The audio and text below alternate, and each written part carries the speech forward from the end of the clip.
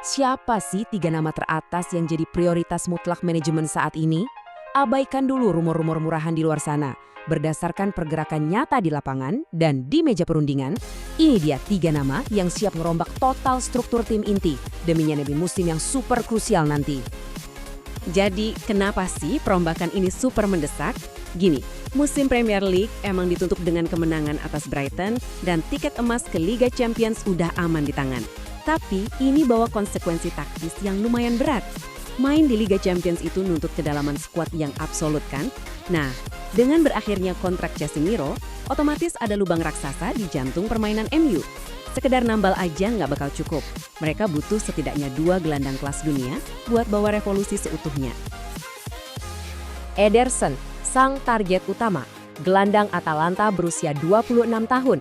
Kita buka berkas incaran pertama kita dan ini benar-benar menarik. Nah, yang bikin ini benar-benar menarik adalah angkanya. 43 juta pound. Di era sepak bola modern, angka segini bukan sekedar cek kosong ya. Ini ibarat sinyal bahaya buat rival-rival MU. Ngebuktiin kalau mereka itu serius banget. Valuasi ini nunjukin kalau negosiasi udah lewat dari sekedar tahap penjajakan awal. Dan sekarang udah fokus ke angka real yang siap dieksekusi. Dan ini tuh bukan pergerakan panik di menit-menit akhir loh. MU udah lama banget mantau pemain ini. Langkah krusialnya baru aja terjadi, di mana kesepakatan verbal buat kontrak 5 tahun ternyata udah deal. Sang gelandang juga kabarnya antusias banget buat segera ngincikin kaki di Old Trafford. Kalau nggak ada halangan berarti, transfer senilai 43 juta pound ini diyakini bakal rampung cuma dalam hitungan hari. Bener-bener cepat, senyap, dan pastinya sangat taktis. Ini ceritanya agak sedikit lebih rumit. Ya, nggak semua perburuan itu gampang. Tingkat kesulitan buat transfer yang satu ini jauh lebih tinggi. Tapi ada secerca harapan nih. Media asal Italia, Tuttomercatoweb melaporkan, kesepakatan antara kedua pihak mulai mendekat. Sampai sekarang, Newcastle emang belum ngebocorin harga pastinya ke publik, tapi kutipan ini ngasih isyarat kuat kalau ada negosiasi intens dan dinamika positif antara manajemen MU dan perwakilan Tonali. Kalau kita lihat perjalanannya, ini bukan cinta sesaat ya. Ketertarikan awal MU udah ada sejak Januari kemarin. Gagal bawa dia di musim dingin, MU nggak nyerang gitu aja. Mereka balik lagi dan jauh lebih agresif di bursa musim panas ini. Ini tuh semacam perang mental buat nguji ketahanan Newcastle. Ujian sesungguhnya bakal kelihatan di pramusim. Kira-kira mampukah Newcastle nahan godaan dan pada akhirnya ngelepas gelandang kunci mereka sebelum kompetisi benar-benar dimulai? Nah, yang ini beda lagi karena kita ngomongin potensi kepergian permanen setelah 1 tahun masa peminjamannya di Spanyol. 26 juta pound. Dengerin baik-baik, ini bukan estimasi dan bukan tebak-tebakan harga. Ini adalah angka mutlak dari klausul legal di kesepakatan peminjamannya dengan Barcelona. Hitam di atas putih, kalau klub juara La Liga itu mau ambil Rashford secara permanen, ya itulah tagihan pasti yang harus mereka bayar. Tapi realitas di lapangannya jauh lebih alot. Di satu sisi, MU berdiri kokoh nunjuk harga sesuai kontrak legal tersebut. Tapi di sisi lain, Barcelona, ya mereka secara belak-belakan minta turun harga. Klub Catalonia itu bersikeras kalau harga tersebut terlalu tinggi buat mereka. Ini benar-benar pertarungan finansial klasik antara raksasa Eropa loh. Kira-kira siapa nih yang bakal ngalah duluan? Hasil dari adu kuat ini bakal ngaruh banget ke sisa anggaran belanjanya MU di bursa musim panas loh. Wah, ngelihat 3 pergerakan besar tadi benar-benar bikin gak sabar buat nunggu gebrakan selanjutnya. Coba kita gabungin semua kepingan puzzle-nya. Kedatangan Ederson yang makin di depan mata, misi senyap ke bajak Tonali, plus kebuntuan finansial soal masa depan Rashford. Pertanyaannya, kalau manajemen sukses ke eksekusi ketiganya, apakah MU udah cukup menakutkan buat naklukin intensitas Premier League musim 2026-2027? Atau jangan-jangan ini cuma pemanasan doang sebelum mega transfer kejutan lainnya meledak? Dinamika bursa transfer musim panas ini baru aja dimulai, dan cuma waktu yang bisa ngejawabnya. Coba kalian pikirin, siapakah playmaker paling mematikan? Kalian tahu kan, sering banget lampu sorot tuh cuma ngarah ke para striker, mereka yang selebrasi di akhir pertandingan. Tapi, siapa otak sebenarnya di balik pembantaian di lapangan hijau itu? Siapa yang punya visi, akurasi, dan kecerdasan buat merobek pertahanan lawan cuma lewat satu umpan terobosan? Nah, misteri inilah yang bakal kita bongkar bareng-bareng hari ini. Sebelum kita ngomongin angka-angka yang bikin geleng-geleng kepala, kita harus paham dulu nih sejarahnya.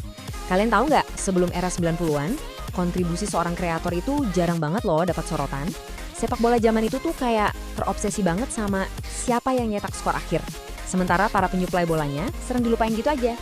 Nah, semuanya berubah 180 derajat pas Piala Dunia 1994 di Amerika Serikat. Turnamen ini nggak cuma bawa kemewahan baru ke dunia sepak bola, tapi juga mempopulerkan satu metrik krusial, assist. Sejak saat itulah, kemampuan buat nyiptain peluang akhirnya diakui secara global, sama pentingnya dengan nyetak gol. Dan Premier League langsung jadi panggung utama buat lahirnya para maestro umpan kelas dunia ini. Coba kita mundur ke awal tahun 2000-an. Saat itu, ada satu standar emas yang tercipta. Dan jujur aja, ini jadi semacam hantu yang membayangi setiap playmaker di Premier League selama lebih dari 2 dekade. Yap, musim 2002-2003 milik Thierry Henry. Bayangin aja, 24 gol dan 20 assist. Kombinasi yang bener-bener brutal dan brilian. Di saat striker lain kayak Ruud van Nistelrooy sibuk jadi ujung tombak murni, Henry malah berevolusi jadi sosok yang bisa ngelakuin segalanya di lini depan Arsenal. Kecepatannya, skillnya, dan yang paling krusial, kreativitasnya, ngebikin dia jadi pemain paling dominan. Dia netapin Holy Grail atau semacam cawan suci di angka 20 assist dalam satu musim. Poin pentingnya di sini adalah angka 20 itu perlahan jadi dinding baja. Bertahun-tahun lamanya, rekor 20 assist Henry ini dilihat sama fans, pandit, bahkan para pemain itu sendiri sebagai batas atas absolut. Sesuatu yang literally mustahil buat disentuh, apalagi dilewati di tengah ketatnya persaingan modern Premier League. Tentu saja kata mustahil itu malah jadi magnet buat para penantang. Masuklah kita ke era para maestro yang bisa dibilang tergabung di klub 18 assist.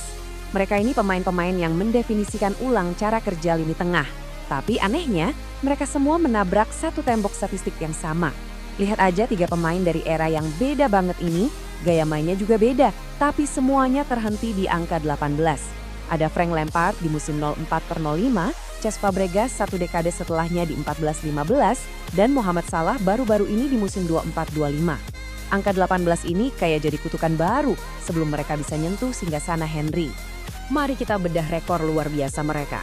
Lampard di musim 04-05 di bawah Jose Mourinho itu bukan cuma gelandang yang rajin nyetak gol loh, dia ngontrol ritme, mimpin skema transisi cepat dan bawa Chelsea juara liga pertama kalinya sejak 1955. Terus Fabregas yang tadinya jadi nyawa Arsenal dengan 17 assist, pindah ke Chelsea dan main lebih dalam sebagai pengatur tempo. Umpan panjangnya tetap mematikan. Dia nyetak 18 assist dan bawa Chelsea juara juga di 14-15. Terus ada Mo Salah di musim 24-25. Main lebih bebas di bawah pelatih Arne Slot, dia emang gagal nyentuh 20 assist, tapi 18 assistnya ini ngebantu dia mecahin rekor total kontribusi gol terbanyak dalam sejarah Premier League dengan angka 47. Gila bener kan? Tapi ya gitu, mereka masih kurang 2 assist lagi.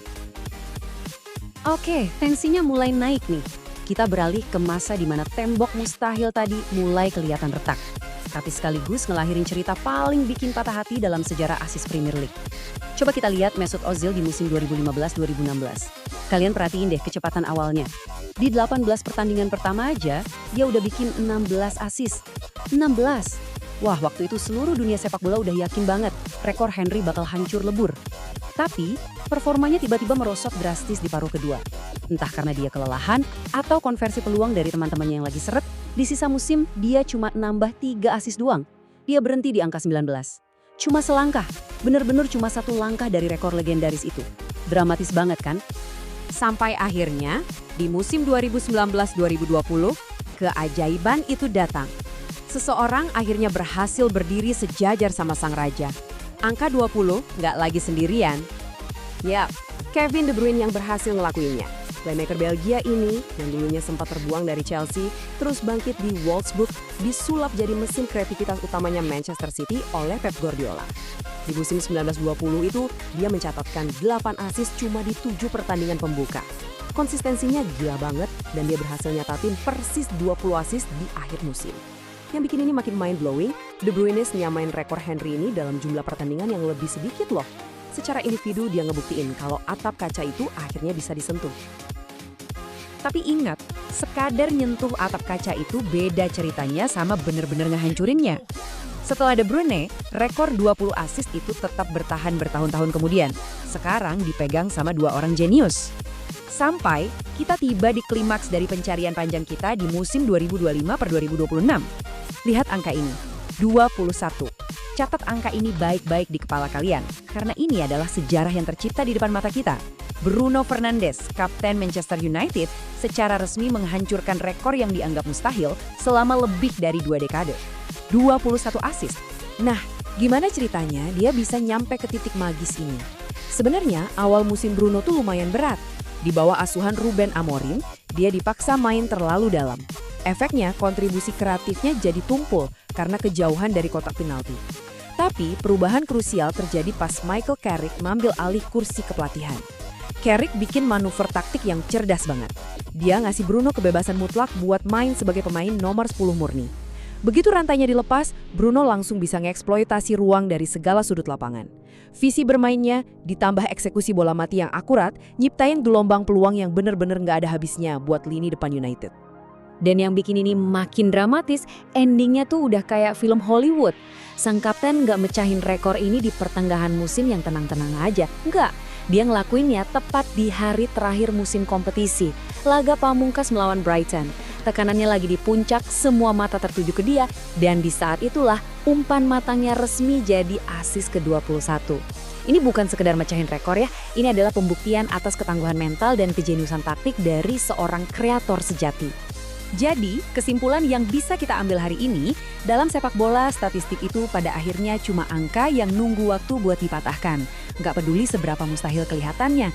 Kita udah ngelihat evolusi yang luar biasa, dari dominasi absolut Thierry Henry, penantian panjang para maestro, sampai gebrakan jenius dari Bruno Fernandes yang sekarang netapin standar baru di puncak Premier League.